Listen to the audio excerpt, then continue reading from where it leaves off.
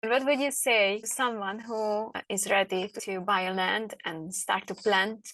Well, I would say yes, go for it, but do your research, do your due diligence. So look into the area that you want to grow, look into the growing season, look into the soils and microclimates. Australia has such microclimates. For example, the area I live in, just a couple of kilometers away, it's very different. It can be drier, it can be wetter, it can be more windy.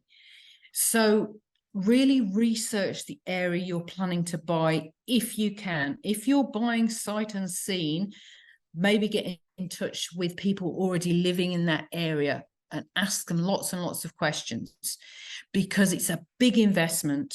It's a big investment of your money, of your time, of your energy. So I would say really do the research into the climate, into the wind. I was researching the area we were planning to buy for many, many months before we actually moved here. I was looking at the rainfall. I was looking at the wind. The wind's a big one. If you're growing fruit trees, you don't want huge amounts of wind.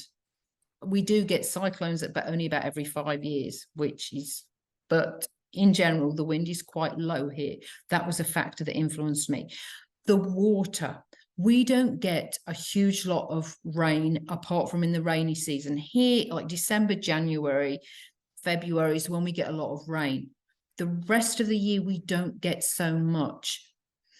But we have a stream and we have a solar pump and we pump from the stream.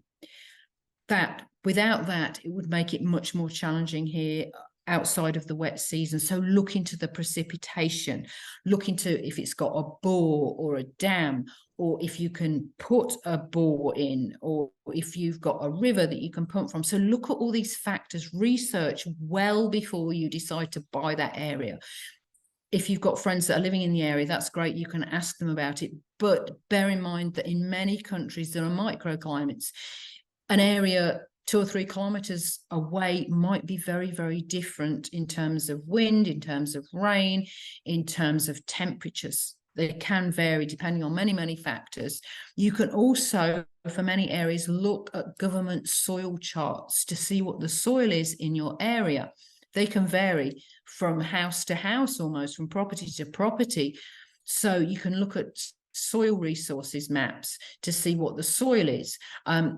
Because the soil is a vital thing. If you're buying a property that the soil has been built up, that's a huge benefit. If people have already been growing fruit and have built the soil up, that's a great advantage. If it's an area that the soil's quite poor, you might have to put a lot of time and resources into building up your soil, and that can take years and years. So there's a lot of homework to be done. I would say definitely go for it, but prepare yourself, do your research, because it's especially if you think, well, this is going to be the place that I'm going to be living for, hopefully for many, many years. Make sure it's a decent place, because the soil and the weather, the geology, huge factors in determining where you're going to be, as well as community. If you want a community of other people that are doing similar things, look into that. If you want to be near other people that are self-sufficient, other people that are on a fruit-based diet, then that can be also a factor. But yeah, go for it, really go for it. And it's hard work, but it pays you back. Sometimes at the end of the day, I'll be physically tired in a nice way, because I've been weeding or moving hoses around, working on the garden.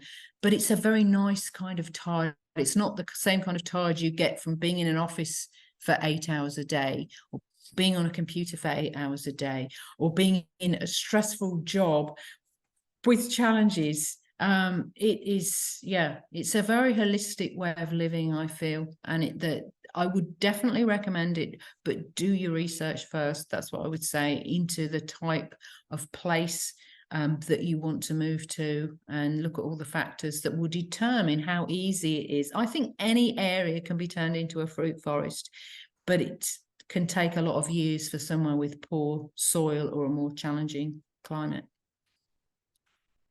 Thank you, Anne.